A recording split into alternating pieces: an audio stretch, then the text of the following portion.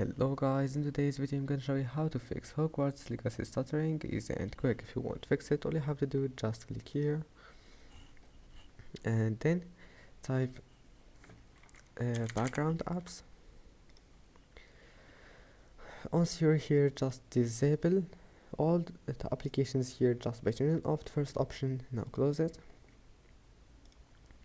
and then type here view advanced system settings and then just go to performance and click settings and then click adjust for best performance, and you can enable this one and also this one, and you can disable all of those if you want, and that's it. Then just click apply and okay, and that's it.